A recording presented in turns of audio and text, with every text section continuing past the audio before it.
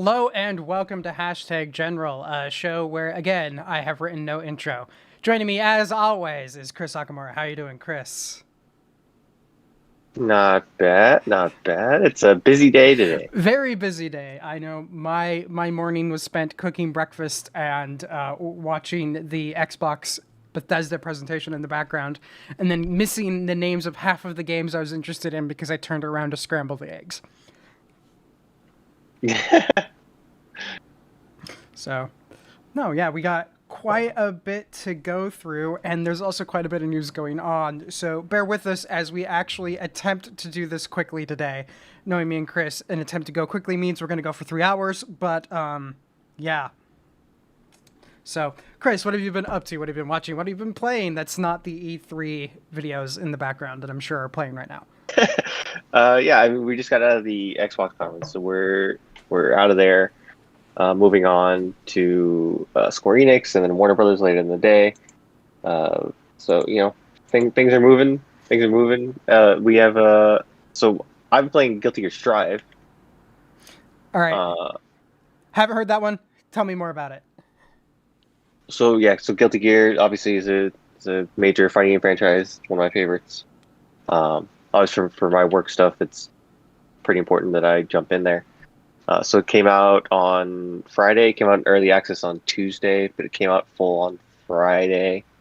And so I've been full in on that.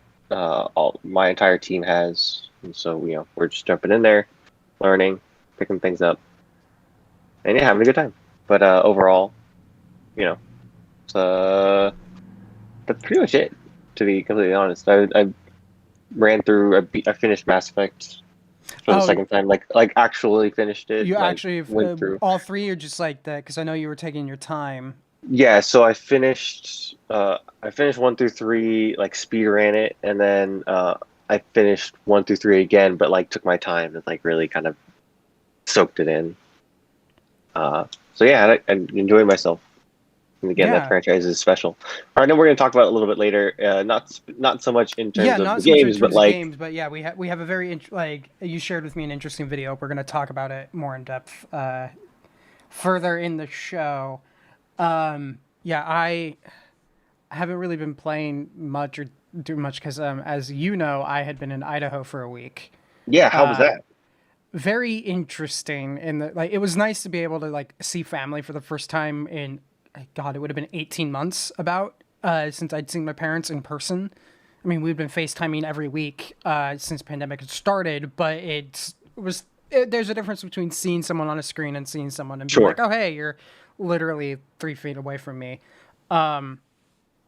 But just kind of didn't really have an itinerary other than spending time with them. My sister like drove down, and so I saw her again. It was nice to just see family. But the weird thing was more the having been in California where everyone was, for the most part, taking it seriously in terms of the lockdowns and COVID. And everyone like being really hardcore, like we all need to get vaccinated. Let's do our part. To go to Idaho where like no one was wearing masks Yeah, or and it was just kind of disconcerting because you could tell that there were some places where they were like they cared enough about like themselves and their employees where they're like nope, you have to wear a mask, and then there were other places where you could tell that they didn't care anymore or maybe never cared, yeah, and it just there was no pattern to it. yeah. That was my experience when. So earlier this week we were in Vegas, and Yeah. so for a family thing, and so yeah, that was sort of my same experience there. So I totally get where you're coming from there, but I'm glad that you got to see your parents. That's Yeah, exciting. like I think the biggest like way I can say the difference between how one state handled it versus the other is as my flight, because I had a layover in Vegas on my way up, and on the way to Vegas it was like, hey, please remember to keep your mask on, and that was it. Like I'd been like maybe like part of like the safety announcement, like it was just kind of Like a throwaway line. Yeah. throwaway line. But on the flight from Vegas to Boise, they mentioned it pre-boarding. They mentioned it again when they were starting to board people on the plane. Mentioned it 2 or 3 times even prior to takeoff, and then mentioned it again in the safety brief because they were just like, please keep your masks on. And I noticed the same thing on the way back. Way more commentary about keep your masks on as we flew out of Boise. And then it was like a throwaway line at my layover in Sacramento. And it was just like, man, I clearly was coming from a very different part of the country in the sense of just how seriously people were taking it. Yeah. Given like how For sure. the flight attendants were all like, please, we don't want to fight you. Just keep the damn mask on. Like, you could tell that some of them were just kind of like, Beaten into submission. just done with like bastards and assholes who were just being like, so yeah, that was, I think, the most interesting thing. But that kind of ate up any free time that would have been into gameplay for me. But had also been... by the way, I completely forgot to bring this up. We haven't talked about this in weeks. But did you ever get into Cyberpunk? Did you ever start playing Cyberpunk? I haven't started playing it yet. I honestly have sat there and stared at the download, like, full disclosure, the reason it's not on my computer is because I had like a Windows issue where I had to reinstall Windows like 3 months ago. Otherwise it would still be installed at my computer. But there have been times where I've sat there and been like, man, do I just need to break down and install it now? But as kind of like an aside to where, because I do want to play, I've heard really good things about the story, and my computer, it like hasn't had all of like any of like the tech issues that a lot of people had with Cyberpunk. It all was just like, there was some clear like AI bugginess. But for the most part, the game was playable. I just kind of let it drop with like the idea of I'll go back to it, and I just haven't yet. But one thing I am interested in a couple weeks or sometime next month, Netflix announced WitcherCon. But here's the crazy thing: it's being co-hosted by CD Projekt Red. Yeah, which is, we'll probably talk about it when we get closer to it. But it's kind of like a wait, what? Because The Witcher on Netflix is very much not an adaptation of the Witcher games. Like, in fact, when it comes down to it, they're probably not going to ever go into the territory of the Witcher games. The Witcher games are not based off any of the novels, which are the only things Netflix has the right to. Netflix does not have the rights to any of the content from the games. And this is kind of caught me off guard just from that one note of like, why would they both be co-hosting it when they aren't like playing in the same universe? I mean, well, they're playing in the same universe, but they're not, one. And one of the rumors is that there's going to be a Witcher prequel that doesn't star feature Geralt. But one of the things I'm wondering is if this is where we're going to see finally any news about the announced but no details given ray tracing updates to Witcher 3, because apparently Witcher 3 is supposed to be getting some graphic updates. There's a part of me that was like going, man, I should play Cyberpunk. Oh, maybe I should play Witcher. yeah. So I mean, so the reason why I brought up CD Projekt Red and the reason why I brought up Cyberpunk was all the hacks. Well, not just the hacks. It was just a thing where, because we talked about the hacks before, so with E3 coming up, or with E3 happening now, a lot of people have realized, like, CD Projekt Red, we're still slated to, according to their roadmap, we're still supposed to get 2 expansion DLCs this year. And I'm we shaking my head from, no, so the viewers at home can see me shake my head no. Yeah, we haven't heard from them since the patch 1.2 stuff dropped, which was March. So that's a long time, and we haven't heard from them at all. We still haven't gotten any news on the next gen updates. And again, I know all the hacks and stuff kind of pushed all this stuff back and like really delayed a ton. So I'm not like putting this all on future, but it does feel, and you've probably had this feeling too, of like there's a certain aura and a feeling when a dev is like dropping a game. Like when they're walking away, and like there's a feeling to that. And like this feels like the start of that, where it's like, oh. Yeah, if they're running into a problem where they could be working very hard on it, but because it feels like radio silence, especially compared to how much their marketing machine was just constantly beating and banging the drum in the lead up to the launch. the silence that followed the launch is deafening. Um, Yeah. and hacks aside, updates aside, they are in a weird spot from like a marketing perspective of where they can't really do anything until they have something to show because the player base probably won't take just fluff very well right now. Like they want, like I know I want to see concrete stuff, Yeah. but if they have no concrete stuff to show, they're stuck in the weird position of where if they don't have anything concrete to show, it's probably best not to show anything. But the longer they're quiet, the harder a time they're going to be getting. It's going to be harder for them to convince everyone to come back. Yeah. Um, Exactly. like Cyberpunk made its money. Like in terms of, from like a financial business perspective, CD I Projekt still don't think Red. it's on PS4. I don't I think it don't think it's on is, PlayStation. but like from like a business position, I think CD Projekt Red probably walked away with a profitable game. The Sure. problem is whether or not they have a profitable franchise, and the only way they're going to get that profitable franchise is if they do the work. And yeah, like you, I feel like the updates that they pushed out have always seemed, every time I would read about them, they seemed like not quite enough to solve any problem and not quite enough to be like, yes, the game is stable enough that the average person can jump into it. Like, again, I have a very high end rig to where a lot of those tech problems weren't an issue for me. And the game looked and played beautifully on mine. It just, again, I ran into weird AI bugginess. But yeah, they're running out of time. Yeah. And I think the goodwill that they received from the Witcher Is franchise gone. is gone. They blew it. So yeah.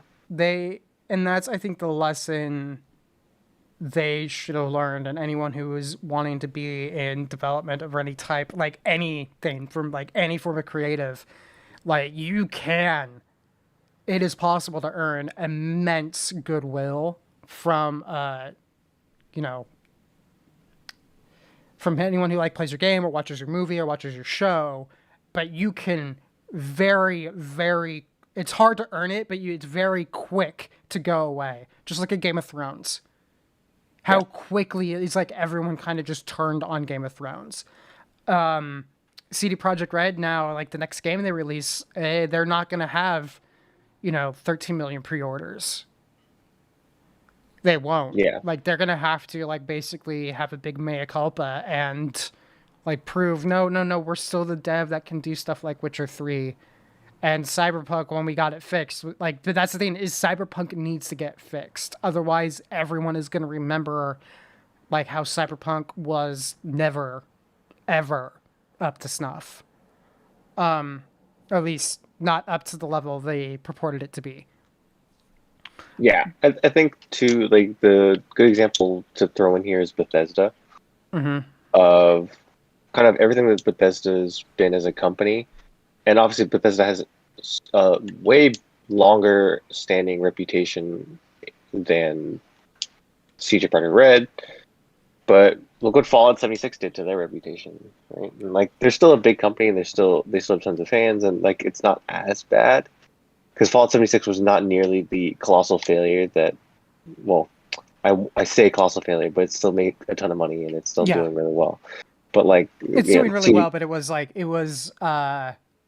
not well received on correct. release. So when you look at a situation like that, it makes it very clear that you need to be very careful about how you're promoting your games and what you're saying about them, and how you navigate sort of this roadmap that you're on, that you put yourself on. Right? Yeah, because I think the advantage Bethesda has with Fallout 76 is they weren't going around saying this is the next big thing. This is it. Yeah. This is the biggest thing. This is the next gen thing. This is going to be the thing that changes games forever. And then it wasn't. Yeah. I think too that like it has a lot of like No Man's Sky feels and vibes. And again, like No Man's Sky, they turned it around, but it took them over 4 or 5 years to do that. to where now it's like I've actually thought about going in and trying it out for the first time It's since fun. launch because I've Yeah, heard it's a good fun things game. now. But I don't know if CD Projekt Red has the willpower to go 4 years into fixing Cyberpunk. And I They don't know must. if I don't know if the player base has the patience for 4 years. That's more of Yeah. I think that's the thing is there's a lot of stuff working against CD Projekt Red in that regard right now. And if they announce a new Witcher game, the first question they're going to get from any press is going to be, Cyberpunk. It's not going to be which like they're going to get the Witcher questions, but they're also going to get the why is why are you building a new game? Like please validate why you're building a new game when the last game is still just buggy. But no, I've been playing Valheim. I haven't been playing Cyberpunk. Anyway, yeah, I think it's something I'm keeping my eye on. I do want to dive back into it, but it's going to be some time, like before I do. The more I think about it, the more I think Cyberpunk is going to be like the game I try to play this winter, whereas I thought it was going to be the game I was going to play last winter. But let's move on, shall we? yeah. Cool. So up first in tech, making its comeback, Apple had its WWDC conference. I'd say, as someone who follows Apple closely, lots of interesting stuff in there, but maybe nothing that would sit there from the consumer perspective and make you go, "Oh, wow." But there was still some really cool tech stuff and some, I think, much needed updates to things in terms of privacy and just multitasking on the iPad, where it's just like overall good, but nothing wow, except for the multi-device Yeah. control with the mouse. Did you see that? Yeah. Uh, yeah, it's a lot of the stuff on there. I was surprised there was no hardware. Yeah, a lot of people were expecting MacBook Pros, but hardware at DevDub is hit and miss. Usually they don't do hardware announcements, but this year would have seemed like it would have been the year they would have done it. Yeah, it seems like there's a lot that they're holding back, or a lot that we're waiting on from them, um, from just Apple in general in terms of hardware. Also, slightly distracted. They're showing off the Guardians of the Galaxy game during this Square Enix conference right now. Oh, are they showing it right now? So you're They are. totally staring at that. It Chris, it's throwing me off. It looks pretty, but it does not look like what I want for a Guardians game. But you know, mm, it looks like Marvel's Avengers, but for Guardians. okay. Because I remember, you know, screw it. WWDC interested happened. I think the multitasking stuff is cool for iPad. The mouse multiple device control, great. James, I next do, I slide. do. Well, I do actually. I do want to say, I do think it's funny that they added all of these FaceTime features that are just Discord. They're just Discord, but like it's good. I'm glad it's like the FaceTime updates. It's funny. One of my guys on my team was saying that he's glad they made Discord for normal people. Right. I think my favorite bit of it is the fact that they've worked with some platforms. So like Disney Plus, HBO Max, and like some of those streaming services will integrate with FaceTime, which will ease up because like the watch party stuff was that a lot of those platforms did was nice, but the fact it wouldn't work on mobile was a pain in the ass. So having like I mean, how many something. people are actually watching stuff like with people on your phone or See, on I your? wouldn't necessarily. I want to be able to turn off like people's faces when I do it, but I've totally done watch parties with people, where we've watched a movie at the same time while having like a Discord channel open and we're talking. Yeah, on Discord, like on a Yeah, PC. Like why? But my thing is like, why would you need it on mobile? Like I'm not gonna FaceTime someone on my iPad. yeah, So like, or like, I'm not gonna FaceTime someone like again, this might be me in the use case of like I'm not going to sit at my computer and watch something and like FaceTime someone. Watch parties, I totally get, and it's awesome, but I don't need it for my phone. Yeah, But I know I wouldn't use it on my phone. My thing is the fact that I prefer watching stuff on my iPad for the most part. okay, that's Uh, fair.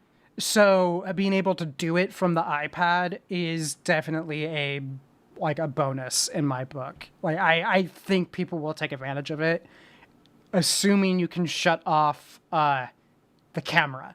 Because that would be my thing. Like if I'm watching the video with someone, I do not want or need to see their faces. Yeah, Or like me, when I'm watching something, I might be sprawled out on the couch and all you would see is my chin. Like it's just like not like the most flattering thing. But yeah, I think those FaceTime updates almost feel like they were a year too late, but I'm really glad they happened.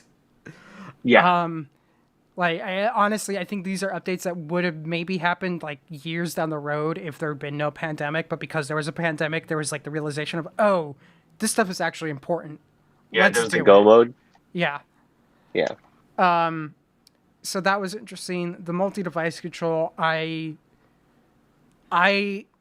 because I often have to like airdrop stuff between devices for work. Being able to click and drag and drop from my computer to my iPad is going to be a godsend. But yeah, I'm interested to see how that plays out. But I also saw I don't know if it works with Intel Macs.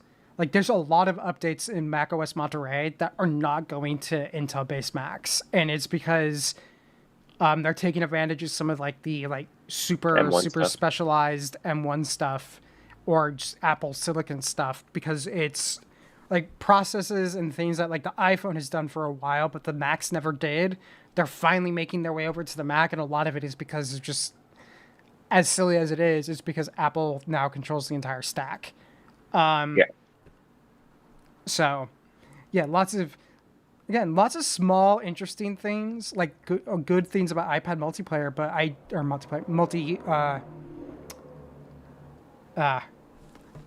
yeah. It just seemed yeah, like it's very like quality of life stuff, and it's yeah. something that I expected them to drop in a blog and not like for a big conference. Yeah, but I also this is something I feel like the Apple community has been asking for the past few years of just being like, guys, we need a snow leopard. That's like the back in ye olden times, because I think Snow Leopard was Steve Jobs' era even, Yeah, where they basically were like, we're not adding any major new features, we're just doing quality of life updates.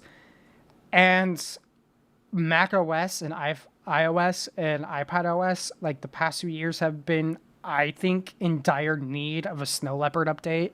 And it feels like this year we're kind of getting, like, yeah, there's some new features, but it feels like most of the stuff is like under the hood rather than glitz and glamour and look at the new thing you can do with an iPhone, yeah. which is good. Like, it's a sign of a mature ecosystem that they can do it, and I'm glad they're doing it. But moving on real quick, just to kind of gloss over, just to kind of say, NVIDIA released new graphics cards that no one can probably buy. Please don't spend $3,000 on a graphics card. Yeah, I Like, mean, so with the chip shortage not being anywhere in sight, I know the PlayStation people have spoken out about uh, all the different types of like ways that they're going to challenge scalpers.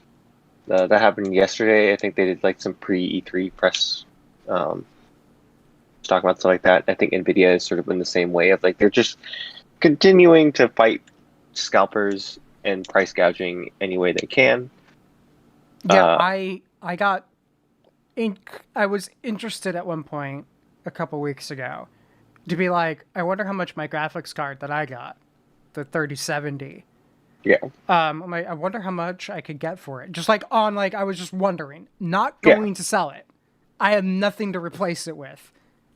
It was literally just out of interest, and I realized I could probably sell it for as much as I spent on all of the other parts of my computer, yeah, and still have some extra money left over to buy a graphics card at regular retail price whenever like the shortages end. yeah.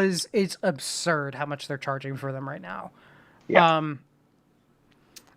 And that was kind of my thing when I saw like they announced like the 3070 Ti, the 3080 Ti. There was a part of me that's like, great. Why are you doing this? Like that's my real thing. Is like I get why in a normal non, oh my god, we're out of everything time you would put out this update. But right now it just feels kind of just like, guys, you just announced another product line you can't fulfill.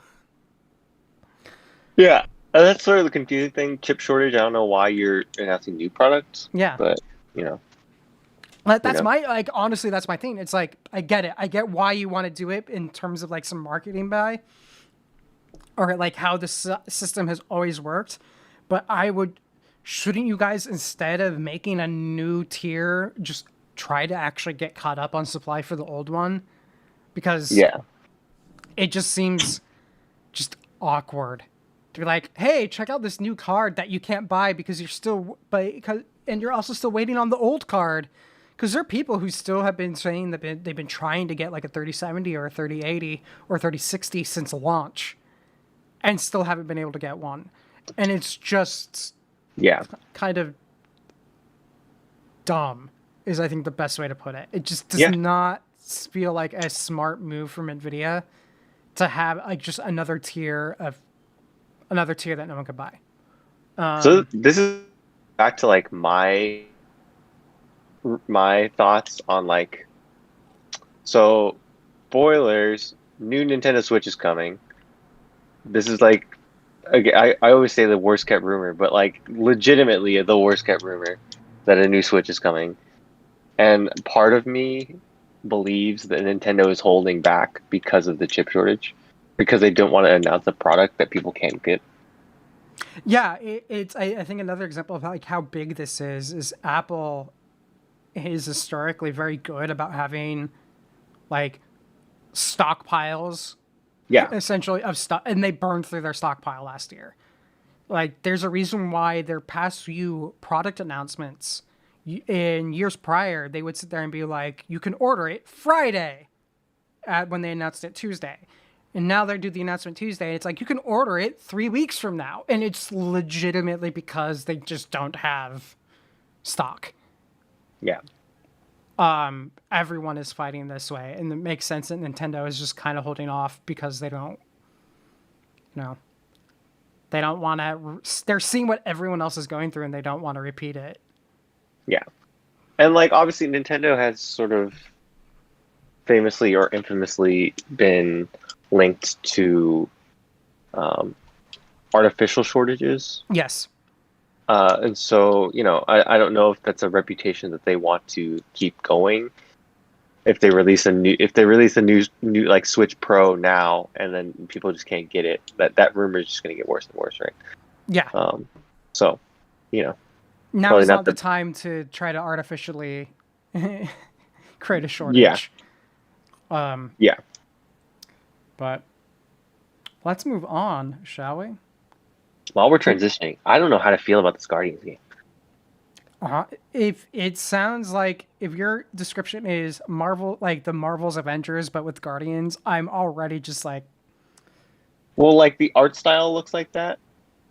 I'm not saying gameplay wise. Gameplay wise, it looks like I don't even know how to describe it, but it has like Telltale moments where like the Guardians are all talking, and so you're playing as Star-Lord. You have to pick how you respond to each one of your members. Okay.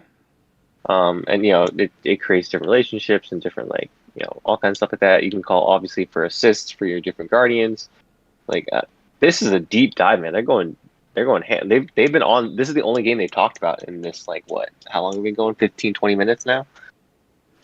Yeah, because I remember. So, I remember being underwhelmed when I tried the demo for Avengers. Yeah, we talked about that. I liked it. I like Avengers a lot. I still like Avengers. I just need more content. So I'm hoping this conference actually gives us like dates for the Wakanda raid, and some maybe the Captain Marvel release date. Like, if we can get that kind of stuff, like I'm back in to I'm full back into that game because again, I think it's a lot of fun, but this looks less of the things that I like about Marvel's Avengers is always like the grind heavy like gearing up my characters, and like the gameplay's fun, but like I like gearing up my characters and like powering them up and getting to do cool stuff. This seems more story driven and less multiplayer driven, and it's like I don't know. That was always like the weaker element of the Avengers game to me, and so I don't know if that's necessarily what I want from this game. But again, I don't know. This art style just does not appeal to me, but we'll see. Yeah. Moving on. Well, moving on I know. into E3, we're now on E3 as a Oh, topic. okay. So you're on topic. Oh, this game comes out in October. Holy shit. Wow. Okay, that's soon. Yeah. October 26th. And this is the first time they've shown anything from it, right? Yeah, we just knew they were working on it. This is the first we've ever seen, and it comes out in October. What? Okay. See how that goes. Yeah. Oh my god, they're remastering Final Fantasy. Let's go! Yeah, so other than the E3 news that you're watching right now, what would you say are your highlights from the That Xbox press conference was badass. Yeah, there was That was probably one of the best conferences I've seen ever. Yeah, there was honestly, while watching, I'm like, there's something here for everybody. There really is, and the pace was fast. There was no like slowdown. Yes. The slowest thing on there was the Forza Horizon stuff, but even then, that was really engaging. Interesting. I've never played a Forza game, but just like what they were talking about, first from like a technical perspective, as someone who like kind of is like geeks out a bit on some of like the technical side of it. Like, Yeah, it was fascinating 100%. to sit there and be like, them to break it down. It's like, no, those are the details I want. Yeah, and the thing is with Forza Horizon, you have to remember. Oh, here's the Avengers stuff. You have to remember with the Forza Horizon team, those are the same guys that are doing Fable. Yeah. So when we see Fable and everything going on with Fable and like all this open world stuff and like all the tech that they can put in there in terms of like if they want to do multiplayer, yeah, like they're gonna kill Fable. It's gonna be great. I'm so excited to see what they do with that game. Yeah, this is actually a throwback. We didn't talk about this, but honestly, now I think about it, it should have been a topic, and it's because we're talking about like game engine stuff. Did you watch any of the latest Unreal 5? Yes, it's absolutely insane. It is crazy. It's like basically what they were talking about before. So it's like, oh, we can draw out like a mile away. And I remember watching the Unreal demo, and it's just like, we're so close to like having figured out ways to like trick hardware and to display things in a way that is so close to photoreal. It's insane. Yeah. Like what they were able to do with that Unreal demo. And it was just like, now this generation is going to be like honestly pushing stuff so crazy close to real. Like it always feels like of course every time there's a generational leap, it always feels like everything just gets more real. But like we're getting crazy close to photoreal, where like uncanny valley is the biggest problem, not whether or not you can get close. Yeah.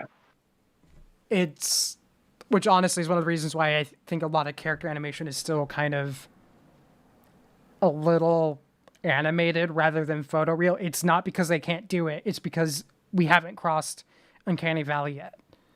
Yeah. Because damn, you could probably take a picture from Unreal, share it with someone, and say, "Oh, I took this picture in Utah," and I bet most people would believe you. Yeah. But no, the Forza thing like had this similar thing to me. Like felt the same way, where it was just like, no, like we can have like this fully rendered, crazy deep world, and what you and your perspective is like a smudge in the distance. Like you can get there and you realize it's like, nope, you're seeing just a very well done, like draw distance. It's Right. just crazy. So yeah, the Forza one looked good. The I'm really interested in the what is it, Starfield? Or am I Yeah, of course. that it just that one it's just Bethesda, man. it's Bethesda and sci-fi and yeah, like there doesn't need to be too much there. The I forget the name of it, but it was the one where they were taking like by the people who made Left 4 Dead, and I was like Valve. But the zombie like shooter one, that one looks really fun.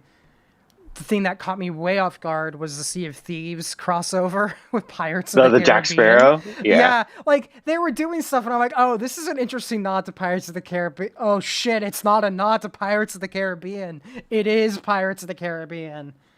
I like Sea of Thieves is a game I've wanted to dive into, but like just Haha, dive into. yeah, pun not intended, but totally accepted.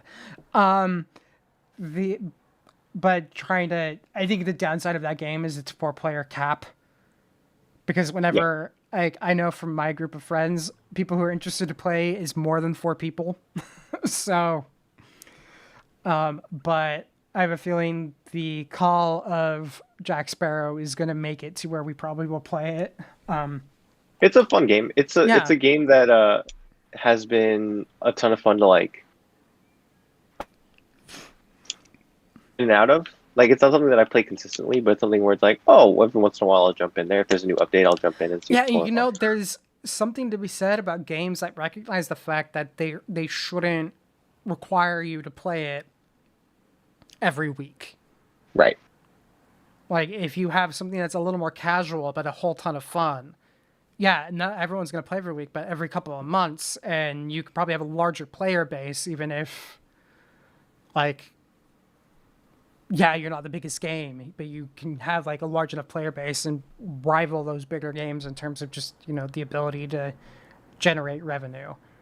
But no, Sea of Thieves is definitely one of those ones where I keep following because I want to play it and should just sit down and play it at some point. So those two definitely stood out. I think that Grounded one by Obsidian always looks cool, but it's also a game I'm never going to play ever because, oh my god, spiders. I would be absolutely terrified playing that game. But yeah, no, there was just so many things they showed off that were just super interesting to look at and watch. And of course, like almost all of it was available on Game Pass. Yeah. Game Like, Pass is absolutely insane. There's no reason why, if you're a gamer, you should not have Game Pass at this point. if you have an Xbox, you should have Game Pass. Otherwise, you're kind of why? I mean, even if you're playing on PC, like Yeah, you should have Game Pass. PC gamer totally have Game Pass. I will say that to me the biggest win for Microsoft is the fact that Halo multiplayer is free to play. I think that was a huge I win. didn't catch that bit. That must have been one of those times I was scrambling the eggs. Oh yeah. So Halo Infinite campaign is obviously the same is in the box $60 game or with Game Pass. But Halo Infinite multiplayer, and they did a full the full. Also, the multiplayer reveal from what they showed looked incredible. It looked like everything I wanted.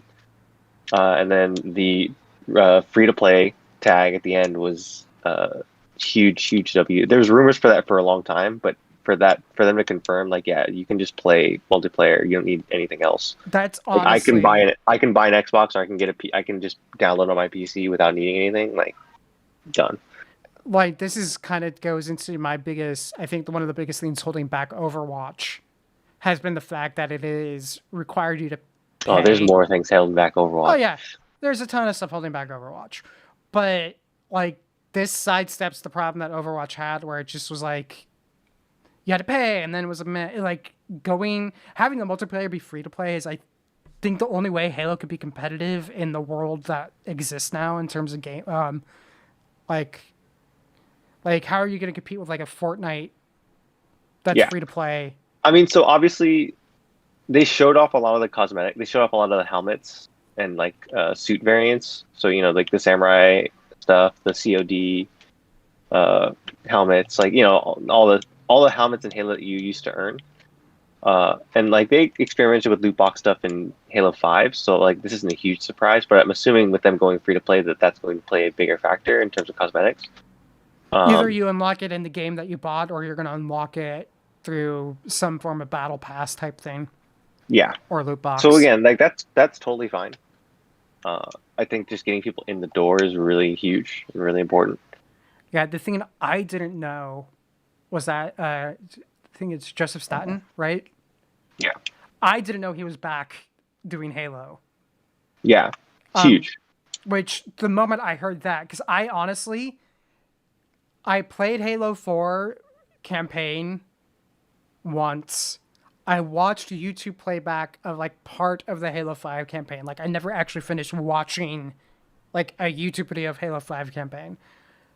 Like I was kind of zoning out on Halo. The moment I saw that he was back, I'm like, wait, do I actually want to play this again? Like it's just Yeah. because he's the guy who he was one of the big story people from the beginning with Halo, but he went with Bungie over to Destiny. And the fact he's back, it's just like, okay, I'm interested. This is the guy who kind of came up with a lot of the story elements for original like the first three Halo games. It's like, and if he's back, I'm definitely more intrigued. So yeah, no, Yeah. I think him being back for the story stuff is huge. I think the story clip they showed looked great. It's more focused on Chief and Cortana like it should be. hmm Um, and then yeah, again, I can't stress enough how impressed I was with the multiplayer section. Some of the new mechanics they showed, the grappling hook is a huge addition. So all the stuff that they showed was just very impressive, and it felt very Halo. It yeah, looked very. So again, there's nothing that like blew me out of the water. It was just very impressive. yeah, and yeah, and the fact it's free, I can already tell you right now, I'm going to be probably pushing to add it to my normal rotation with friends. Yeah, Because you know what? I played a ton, wasn't good at it, but I played a ton of Halo 3 multiplayer. And there are times where I kind of wish I could jump back into Halo multiplayer because as fun as Fortnite may be, there was something about how Halo handled multiplayer that I feel like most other games just haven't matched in terms of its, you know, just the overall aesthetic of it. Like Fortnite, it feels like it went right straight into the lulls. Other games are like super hardcore into like the big explosion. Like Halo, just I don't know. They've somehow found a balance with Halo 1 and were able to maintain it with 2 and 3 of just being really fun to play, having lots of different ways you could play it, having multiple different game modes so you're constantly engaged, but also just being in general fun. To where, yeah, I'm looking forward to jumping back into Halo multiplayer. So yeah, yeah, that'll for be. sure. What else was there out of the Xbox announcements from today that stood out to you? That red flood game, that last The one. last one, yes, that one looks very interesting. Uh, Very excited. One of the coworkers brought this up was like, it's weird that it seems like the industry was like, oh yeah, remember Left 4 Dead? Remember that used to be a thing, and then everyone just made a Left 4 Dead game Yeah, because there's like four of them coming out in the next year, I think there's, and they all look very similar. yeah, and I think the big thing is, I honestly think a lot of it was pandemic lockdowns, realizing how important those co-op games were with friends, and how like no one really it's almost like everyone dropped that. Like a few games still did it, but it wasn't as like everyone went straight into the multiplayer anymore. So Yeah, it's like I was seeing that. I'm glad there's more like co-op games. Like I'm not going to complain about more co-op games. Yes, do they all look kind of samey? Yeah, it's going to be really hard for them to differentiate themselves. But Like obviously Please, more. this one comes from the Arcane studio, Yeah. and so it's a little more trusting than normal. But yeah, it's I'm interested. It was definitely one of the more interesting reveals here. Yes, it was. Um, but yeah, no, that's E3 is ongoing, so we're probably going to be talking about E3 again in our next broadcast because basically we're broadcasting right in the middle of it. Yeah, so I mean, there by the time we're done, we're still gonna have over half of the conferences left. Exactly. So So more E3 coming to you in 2 weeks. Let's move on to our next, not really a game thing, but totally about a game topic. But it's thrown under the TV tag. It makes what sense. could it Trust be? me. So, God, was it? It wasn't yesterday. It was Friday night around midnight. I get a text message from Chris going, "You need to watch this." Last night I finally watched it, and I'll. You know what? I should go into my text and add So it. I'll set this up. So Go for it. I'm a big fan of Lessons from a Screenplay, which is a YouTube channel that everyone should follow. They do usually some obviously they're writers or screenplay people, script people, and so they break down different story elements and different movies and TV shows and games based around the screenplay and the script, and so how they inform and how they work, and so it's just a very good YouTube channel. It's in the same vein of like Every Frame of Painting, if you guys remember that one. Uh, I miss every frame of painting.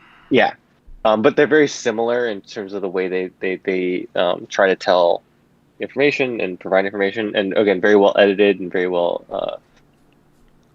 It's just a very well done YouTube channel. Yeah. By the So way, I did put the link into the chat on Twitch. So perfect. So yeah, so obviously when a new upload comes up, I'm very excited to click on it. And this time it had a Mass Effect logo or Mass Effect thumbnail, and I was like, oh, it's like I'm very excited. And so I clicked on it, and it was this. The headline or the main question is on the art on the video is, can Mass Effect can be the next Game of Thrones? And this is something that I've talked about for a while, and it's something that I know I've told you about. Of like, I don't want a yes, movie, I want a TV show. And so I guess I'll just leave it to you for someone that is coming. Like, what did you know about Mass Effect before? And like, I know this has slight spoilers, but not a ton. Like, it there really just weren't kind of leads any. you there. There weren't any spoilers I wasn't aware of. Okay, cool. Which is I think the best way to put it. Right. Because again, Mass Effect was such a big deal that if you It's hard to were, avoid, right? it's hard to avoid. If you were remotely followed gaming, like I, I remember all of the drama about the end of Mass Effect 3. I don't, but the theme for me is I know like a general idea of things, but I cannot cite any specifics other than Shepard Sure. and the Normandy and the N7 logo. Like that's basically my understanding of Mass Effect. But one thing I So would yeah, so say, for you coming into kind of Mass Effect kind of blind with like very basic information, what while having watched this video, thoughts coming away? well, I I know think to me it's a really fun thought experiment it because there's is. a lot of things that fit into it. It's a really good thought experiment because I won't lie that oftentimes when I'm trying to break a story for myself, which I should do more of, I will often actually think back to Game of Thrones, especially season one, like they did in this video, to try to think about the narrative arc I'm trying to tell, Right. and how to tell it. So I think just from a general perspective of if you're wanting to write a long form narrative, looking at how Game of Thrones' season one operated and set up everything is a smart exercise anyway. Like it is a smart exercise if you're going to be wanting to work on something remotely long form to sit there and try to think about how everything interacts with each other if you're trying to do any like sort of epic scale style show. So like that is a Like they have a very good thought experiment that I know I've used, and I'm sure other writers use too, which is trying to look at your own thing you're writing and being like, well, how would they have handled this in Game of Thrones?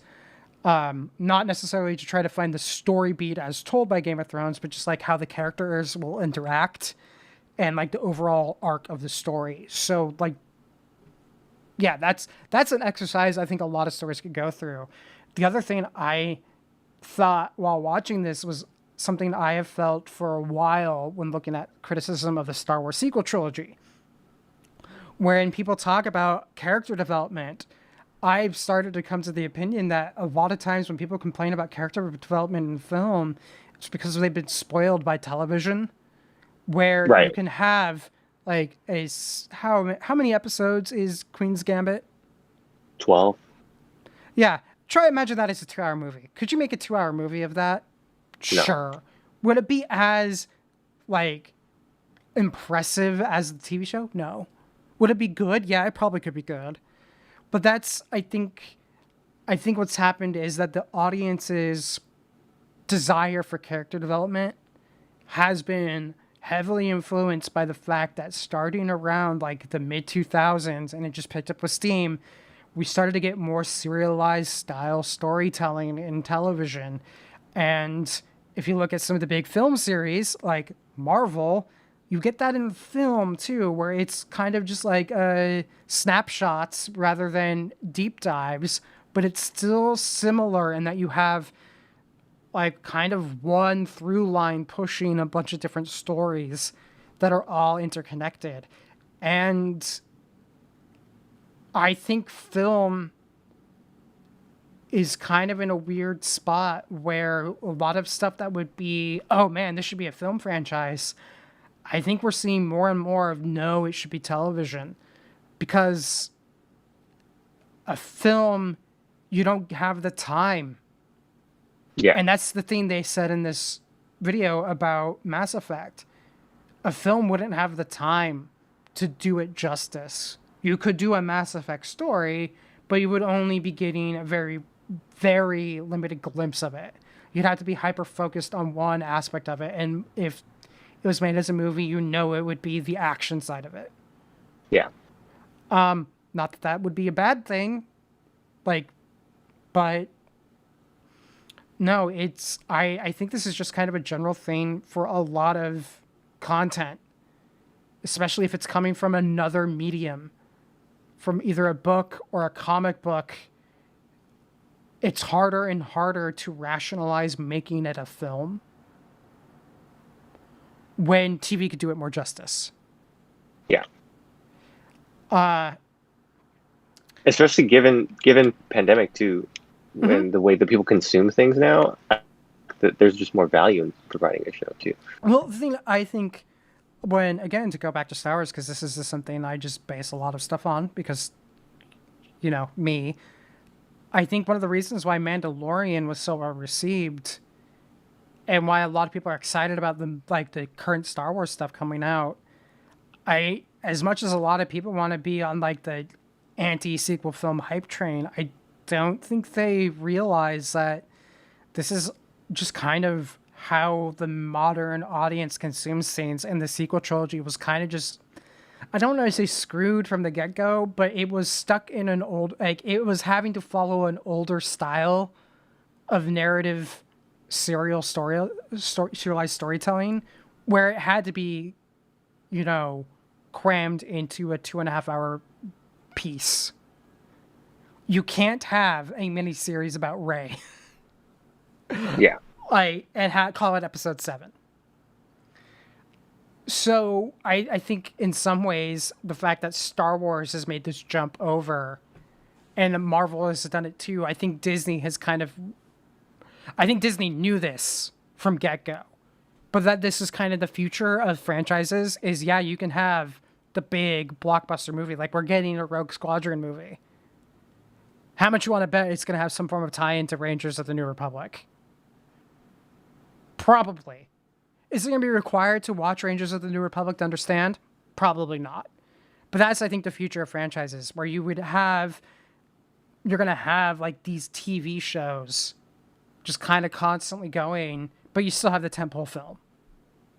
Yeah, I think that's Marvel's doing, right? I Yeah. think like people are just seeing like, oh, this is working. Full disclosure, I once tried to actually break Halo, and to be like, how would you tell it as a story? And beyond the By the fact way, that have you seen the leaks? By the way, no, so there's leaked screenshots of that Showtime Halo show that we're finally getting. yeah, Um, I would they look say they look real good. I'm sure it looks real good. My problem is I feel like Microsoft has just done an absolutely horrible job with all of the Halo stuff in terms of non-game content. That's fair. Yeah. Because I remember at one point thinking, if you wanted to do Halo right, you would want to have a mini series leading up to a Halo movie. And so maybe like Halo 1, 2, and 3 could be a movie, but you would have like you should have like these series that bridge and tie in the stories together. Yeah. Which is essentially what's now happened with Marvel and Star Wars. So I came up with it first years and years ago, never really talked about it with anybody, so I'm going to take all credit. But no, I remember talking about like how would Halo work as a franchise with a friend like way back in like early years of college and high school, and it's like that was my theme where it was just like the universe is too big for it to be done justice in a movie. And even if I hadn't seen this video, I probably would say Mass Effect, like with just my understanding of how BioWare works, Mass Effect would make a better show than a movie. Yeah. And I think the audience, the fan base would prefer it that way. Because what's the biggest complaint around the Harry Potter movies? It's when they cut out material. Yeah. For the sake of the narrative flow. To be fair, for the Harry Potter stuff, I think they actually did a really good job. For the most part, of that. Yeah. I think the biggest problem, to kind of go into my biggest thing with the Harry Potter stuff, is I think J.K. Rowling played her cards a little too close to her chest when she talked to the people making the films, because they would include some stuff in some of the movies because she's like, oh, this is going to be important in a later book. And it was important in a later book, but the storyline that it was important in got cut from the movie. And so that character, like I'm thinking specifically of Creature or Crutcher, whatever you want to call him. Creature, like, yeah. Yeah, didn't need to be in, Order of the Phoenix because he wasn't in Deathly Hallows. Yeah. Hold on, I think someone's knocking at her door. Did we get presents, James? By the way, side note, how's the move going, gentlemen? Oh.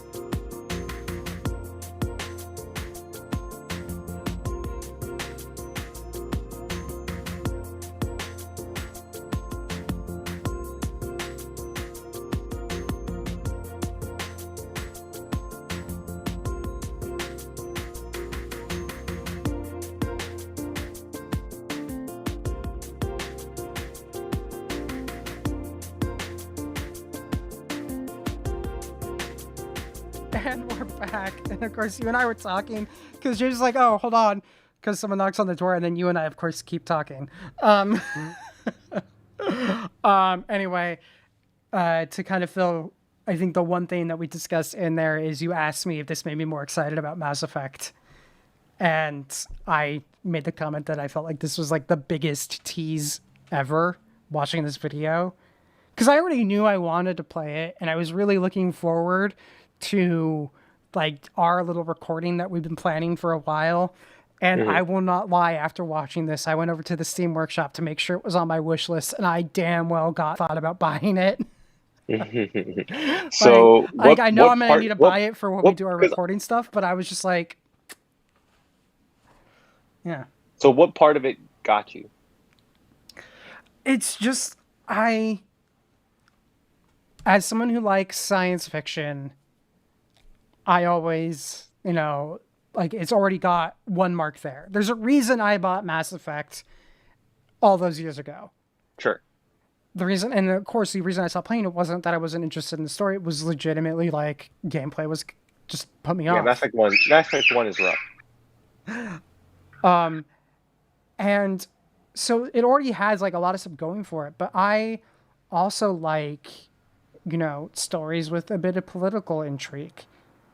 So I would argue, in fact, the majority of the story, like the majority of the interesting stuff, isn't the action set pieces and like these grandiose set pieces. The majority of the stuff is the conversations and is the political stuff. It goes into my thing too of like why my favorite Star Trek is Deep Space Nine.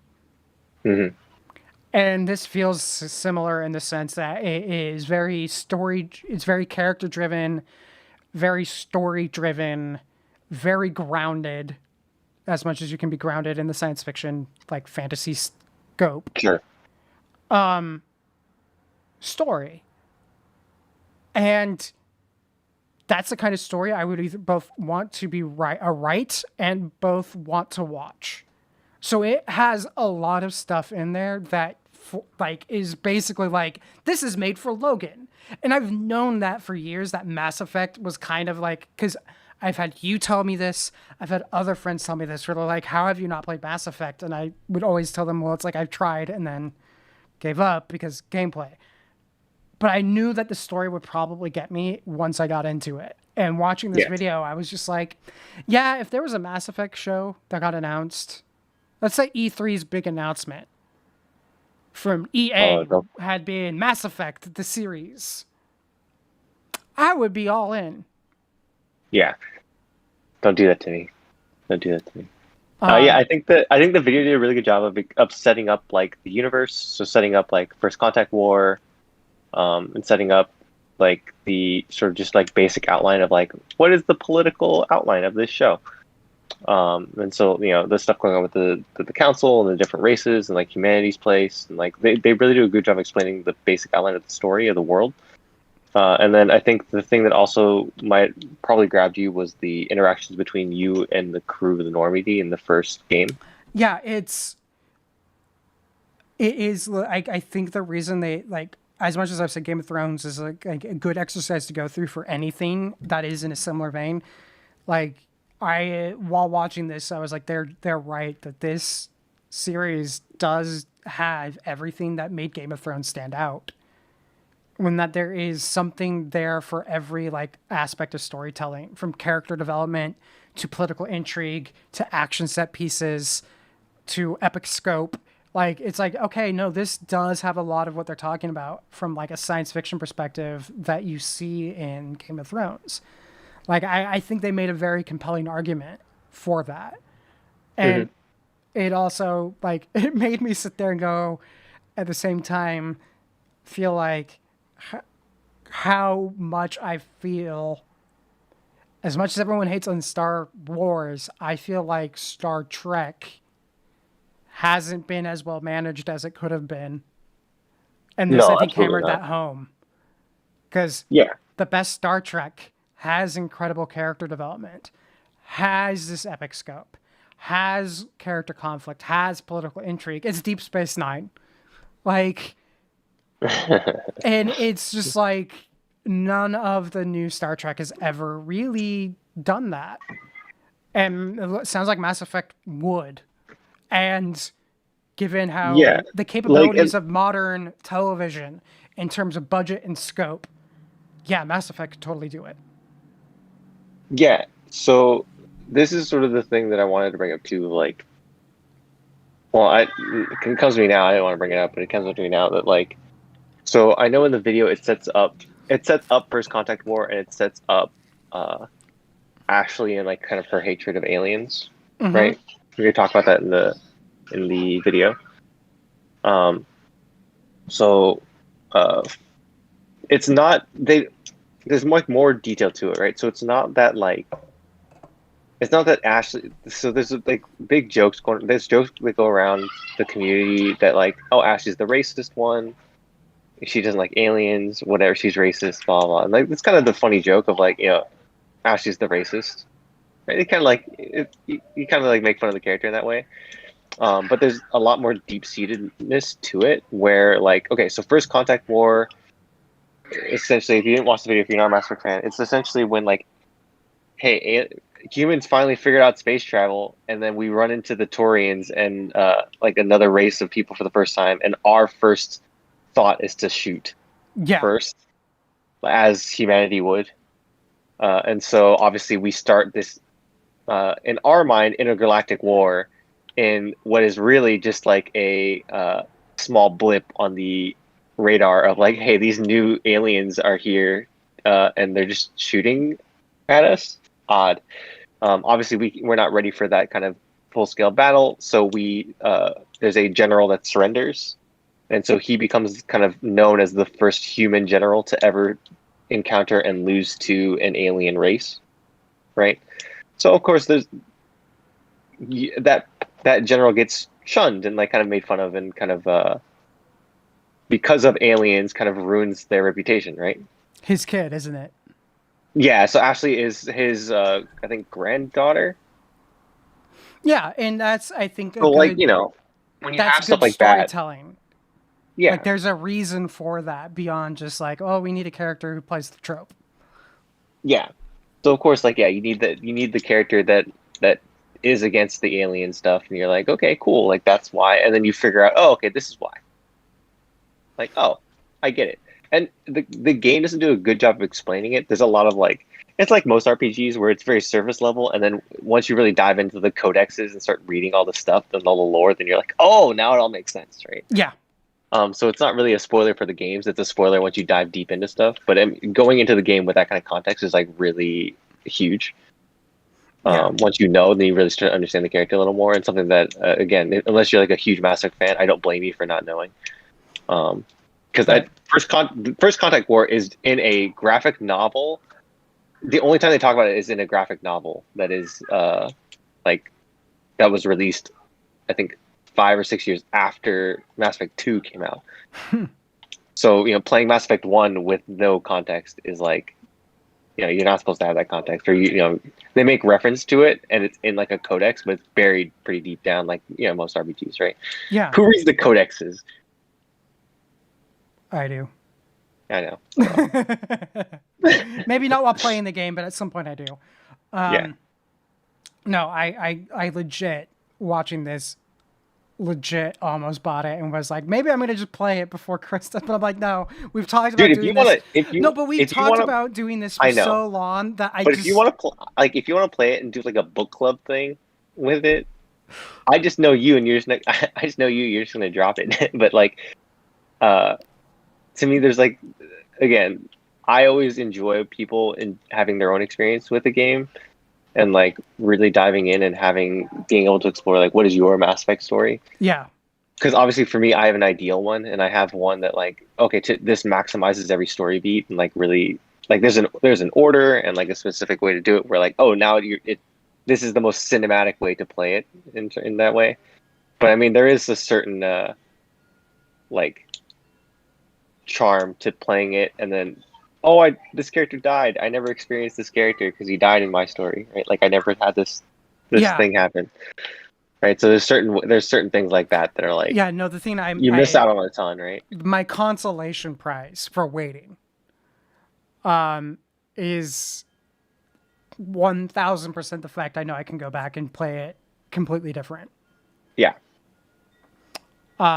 So that's going to be my consolation prize is I I'm going to hold off. I'm going to draw whatever strength I need to hold off just because I'm really looking forward to doing that playthrough. And then I can just go whole hog and be like, screw it, I'm doing my own stuff. Yeah, you're gonna love this franchise. Yeah, So like I I'm know. excited to see you. Yeah, I'm really looking forward to Yeah, it. my favorite thing so far for the last couple weeks has been to go into the Mass Effect subreddit and like read all the posts from the people that are playing for the first time. Oh man, that must be 'Cause, just yeah, it's just wonderful, right? yeah.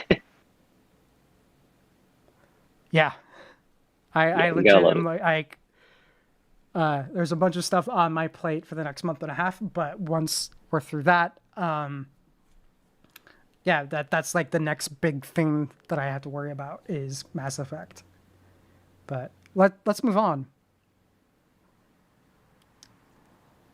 So this one should be a quick talk, but they announced this past week that there's going to be a new animated Lord of the Rings. Like, depending on where you read about it, you either saw it as a spin-off or a prequel, but I it's saw prequel. yeah, it is the story of Helm Hammerhand, who is the reason like Helm's Deep in Two Towers is named for Helm. And so it's set about 300 years before the War of the Ring and Aragorn and Frodo and anything like that. And it's essentially just the story of the war between the Dunlendings and the Rohirrim. And I don't know how I feel about it, honestly. I need to see more. Yeah, because first off, this is the big problem with how the Tolkien estate decided to finally be like, screw it, let's move forward and put everything up for sale in some ways because Christopher Tolkien has passed and now whoever's in charge of the Tolkien estate doesn't have his disdain for the films and television. But it does mean that there's this weird disjointedness in that the rights to Lord of the Rings, The Hobbit, and really the Third Age are still with Middle Earth Enterprises and Warner Brothers, and then the Second Age, which everyone's been talking about because that's held by Amazon. So it's just like we're gonna have a bunch of Lord of the Rings projects that are just competing with each other, that aren't truly linked other than by winks and Through nods. Tolkien's original lore. Exactly, and I remember way back in the day when because there's always been talk about this idea of making the Silmarillion. It's like the dream of some people in the Tolkien fandom of like, what if we got a Silmarillion movie? And I've always been of the opinion to kind of go back to how, thoughts about Halo and Mass Effect. I've always been of the opinion that the Silmarillion is unfilmable as a Well, movie. I feel like the Silmarillion. It's hard. You can't tell a bunch of short stories as a movie. It doesn't Yeah, work. I would think of it better as like an anthology. My thought process every time I ever thought about it for more than 5 minutes, which honestly doesn't happen as often as you would think for me, but it has happened, has always landed more into like the realm of an anthology, kind of like the Animatrix or like the Halo anime stuff that they did like a decade ago. Yeah. Which is great, by the way. Yeah, really well done. I'm like, and because when they get down to it, there's really only like like three stories you might be able to pull into a movie from the Silmarillion.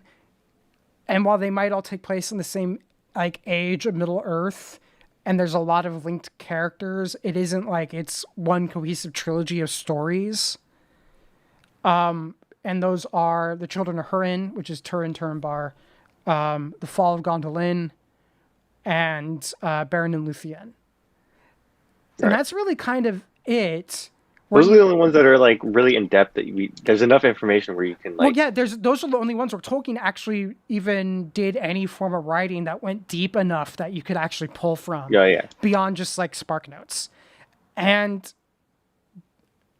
those ones I think would be very interesting, but they aren't the grand epic necessarily that people would have expected from Lord of the Rings. Fall of Gondolin might be closest in terms of like epic battle, but like Children of Hurin is more akin to like Beowulf in that you have like this one central character who's just more or less cursed and going through life. And yeah, you could make a movie from it, but again, I think this would be better TV than movie. And looking at this animated feature film, that's what it really gets me. Is not that they are doing an animated version of Hammerhand. It's I don't know, like, is that feature worthy? Is it worth the 90-minute runtime? Is there enough there for the 90-minute runtime? And I don't know. And that has me a little leery because one of the beautiful thing about Tolkien's writing is how deep his universe goes. But at the same time, a lot of that depth is we know the beats of the history of the place. We don't necessarily know the beats of the story that tell those notes in history. right. We get glimpses of it. We know much about it, but it isn't like we have a narrative story. So a lot of it is, I don't want to say it's being made up, but it's being concocted.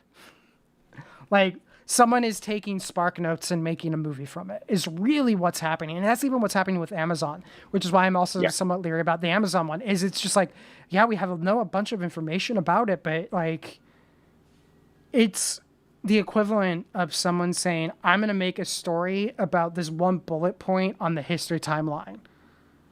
Well, yeah, it's the same thing of like if you asked your friend what he did yesterday and he just kind of gave you like, oh, I did this, this, and this, and this, and then you're like, I'm gonna make a movie out of that.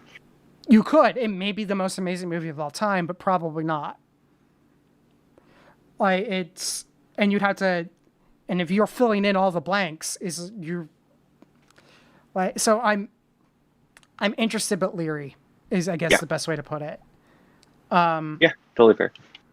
So that's something we'll watch. I believe Philippa Boyens, who helped write the original Lord of the Rings trilogy, is working on it in an advisor capacity, which is just another way to say she's probably reading the scripts, giving maybe some small notes, and that's it. So they're trying to hype it up as that it's tied into the same like universe as Peter Jackson's films, but this is why I really wish Warner Brothers instead of Amazon shelled out the money when the Tolkien estate approached them, just so that way there could be like one unit that oversaw it. But then again, you look at how the DC stuff was handled by Warner Brothers. They may not have been the best stewards of it. We'll see what happens. But yeah, we'll definitely see. Let's move on. All right, James, why don't we just throw up the spoiler tag for this one? Loki's premiere episode came out Wednesday, and I thought it was incredibly fun. I loved it. It was absolutely delightful. Constantly keeping you guessing on your toes. It's also watching Hiddleston react to like his future as Loki and just... I can't wait to see what happens with this series, is kind of just how I felt while watching this, where I was like, okay, I'm ready for episode 2. Wait, what do you mean it's every Wednesday? You're not saying that it's first on Wednesday and then I don't get an episode Friday? Curse you, Disney Plus. Like, I watched it and was just like, I was ready for more.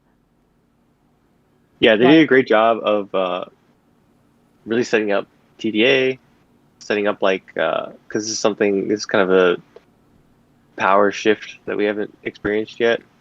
Um, but they quickly established that. They quickly established the tone, the look. Um, I love the fact that they got around the concern that a lot of people have was like, this isn't the Loki that we know. So they show him the memories of the Loki that we know. So he kind of has an awareness. Yes. Uh, and then kind of the twist at the end that he's hunting himself is like really fun.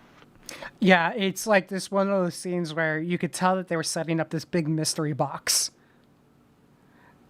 And I am just like, while watching this going, I can't wait. Like, it's one of those cases where you're just like, I kind of want to know where this is all going. You could tell that there's something like at the core of the story, and Loki's all a part of it. Because as much as it's like, oh, you're chasing yourself, it's like, but what is this other Loki actually up to?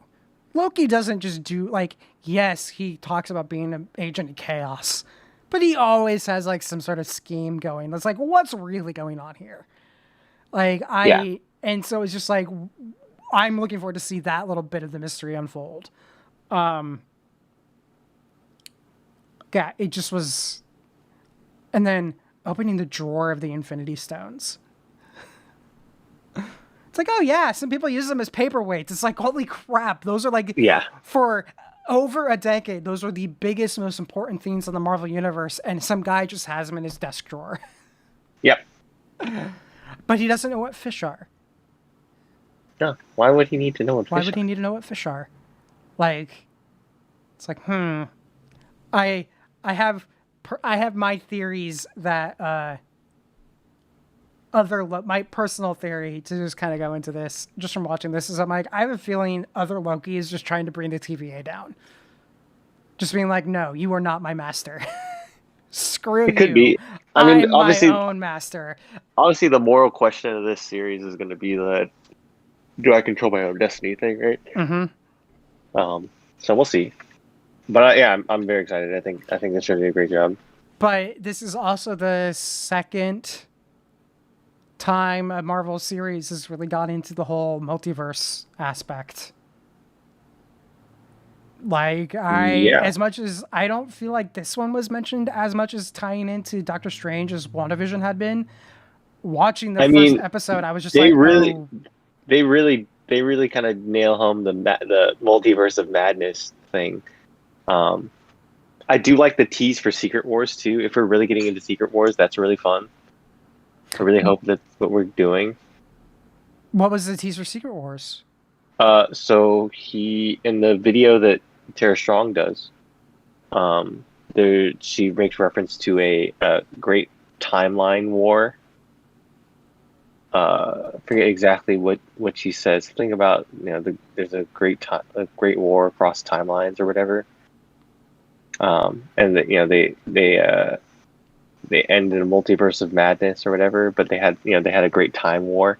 And so that's the story of Secret Wars, where all of these timelines are fighting each other to become the prime timeline. And it's just kind of say like there's only one timeline can survive, right? So they need to protect their own timelines.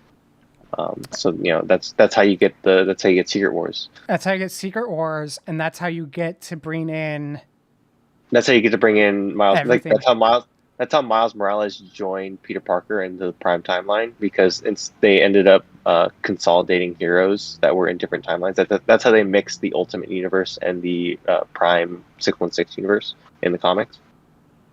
Yeah, no, So but this is also from the film side of things. This is how you can start to bring in like Deadpool and X-Men and yeah, all of yeah. these other things if you want to acknowledge their existence. And I think that's the big question is, are you going to acknowledge the 2000s Fantastic Four or Fan Four Stick?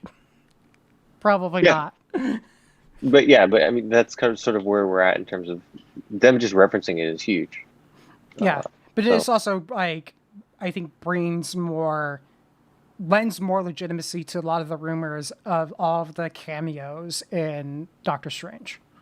yeah, Like, I think like we've known there was some multiverse stuff going on, but I think we're actually starting to get a good idea of what the multiverse story is going to be for this current next phase of Marvel.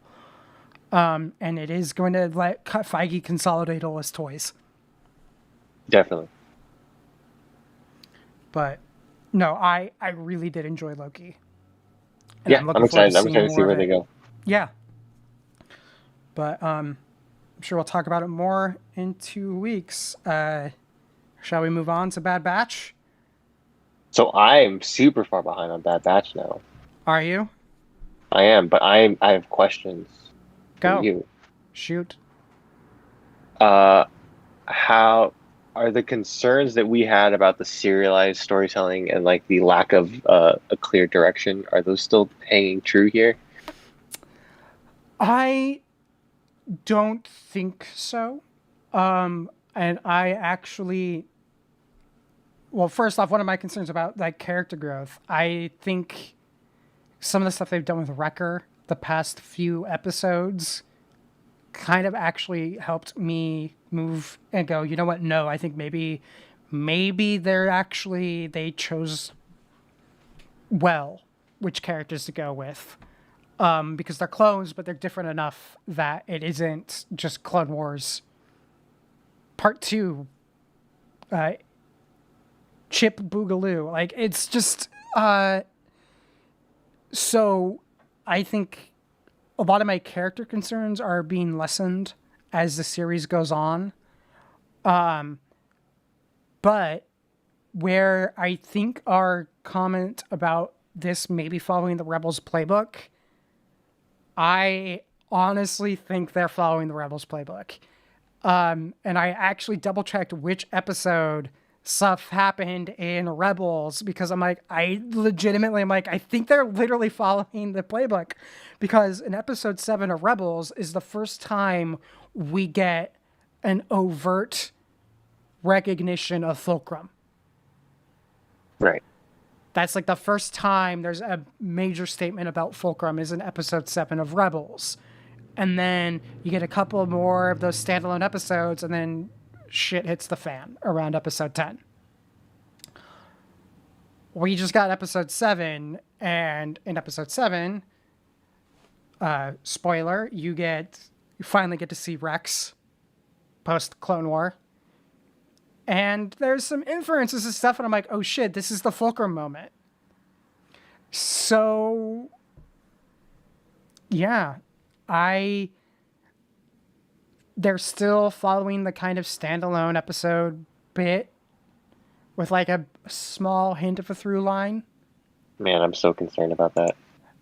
But I think this is falling into that same pattern of Rebels where once you get through once you get to where things start to pick up, all of a sudden everything just seems to like fall into place, and you go, oh, that's why we got this episode.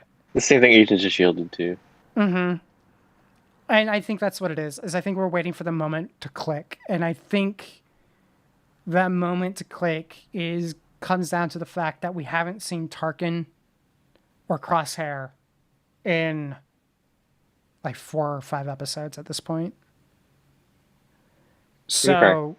I think once the Empire makes a major appearance again, I think that's when everything's going to start to fall into place. And then, because I felt like Rebels did the same thing, where it's like once the big stories just started to move forward, everything just started to click. And even on episodes that were more standalone, you still were like, at that point, you were along for the ride. And I'd say, yeah, like, because Mandalorian didn't follow the exact same playbook because they dropped the big through line at the end of the first episode. But it did follow the Rebels playbook, and where the bigger universe wasn't brought in until the second season. Yeah. This show, I don't think, has the luxury of waiting until the second season to bring in the bigger universe. But it can follow that Rebels playbook a little more closely in terms of laying the foundation for, 7 to 10 episodes before you start to just really beat no, this is the big story of the series. Rebels had a huge advantage with just the name and the time period where everyone assumed it was going to be about the formation of the Rebel Alliance. And Bad Batch doesn't have that luxury, which is, I think, one of the reasons why there's more concern about it. Is this is a part of the timeline where we actually don't know much. We just know that the switch happened quickly. But there's no, like, great timeline of this is what happened on X date. Like, it's like this Lucasfilm, even after the prequels, didn't fill in between episodes 3 and 4 very much. They filled in between episodes 1 and 3, but they kind of left this big area alone. And it isn't actually until we get stuff like Rogue One and Solo where it felt like they started to actually... Or it's intentional. I think it was. I think it was that way under when Lucas was there, because he had, like, Saw Gerrera was supposed to be like one of the big characters operating as a through line when they were planning to do, like, there's been essentially a Star Wars series in development since like the 2000s. It's just like there was no way at the time they could do Star Wars on a TV budget. What's happened is special effects have become, more versatile at lower costs, and the TV budgets have gone up. Like, it's like we're now in the magic spot where it's possible. But I think that's one of the reasons why they always held off there, was they knew they wanted to play there, and they didn't want to just let the EU play post Return of the Jedi because we can ignore it. But we're going to keep this other time period sacred because we're going to build there. And they've started to finally build there. So yeah, I think it was intentional. Because I also know it was intentional before the prequels, where it was expressly forbidden to write about events prior to A New Hope, other than casual reference where you can't actually draw a conclusion. Yeah. Because that was Lucas's and no one else's. So I think that's just kind of what's happened, is that there was this big empty space, and only recently people have been allowed to play in it. Because, we now have Jedi Fallen Order, we have Solo, we have Rogue One, even though it's just right up against Episode 4. But I think that's the blessing and curse Bad Batch has, is that they can kind of do anything, but that means no one really knows what their story is going to be, other than what is the universe like after the fall of the Republic. And it's just like, as a fan of Star Wars, yes, I'm very interested, but doesn't necessarily mean it's going to make for the best television. Yeah, I think that's totally fair. But, I mean, I'm enjoying it. I'm watching it. Like, I'm not necessarily always watching it day of. I sometimes might not watch it till, like, Saturday.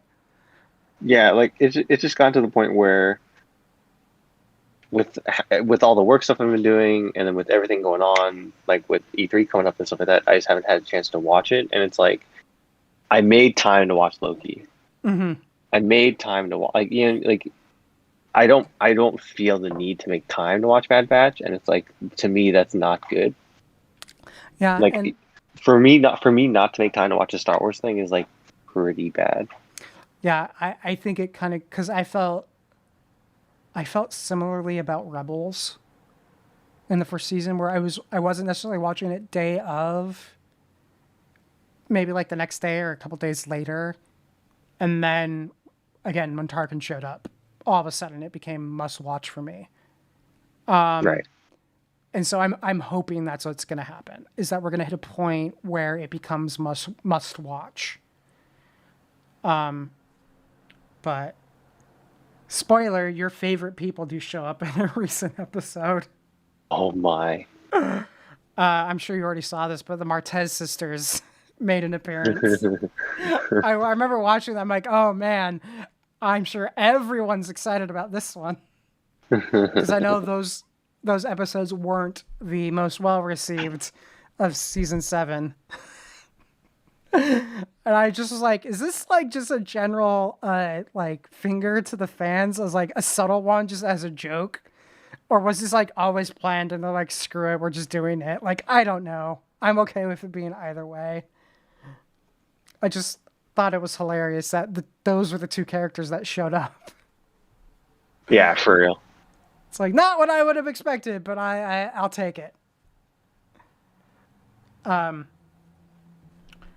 But yeah, it's I don't know. They've got to be building to something. At least that's my hope. Like I'm enjoying Bad Batch right now for what it is, but I'm still holding hope that it becomes, like Rebels, where the storyline all of a sudden shifts into gear and you realize like, oh no, this has become my must-watch show. But who knows? I think we're only about halfway through the series or the season. Yeah. So, and yeah, we'll see. We'll see. We'll know in like 3 episodes how closely they're following the Rebels playbook. Yeah, Rebels,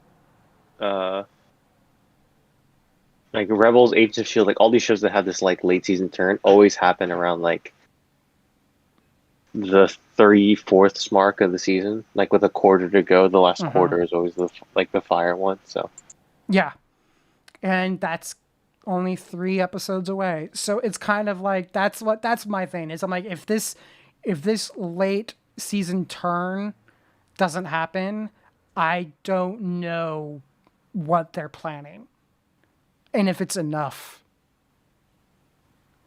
But like clearly Lucasfilm and Disney believe in it because you could tell that they gave the show a budget that they never gave Rebels, and you could tell it's all in the details.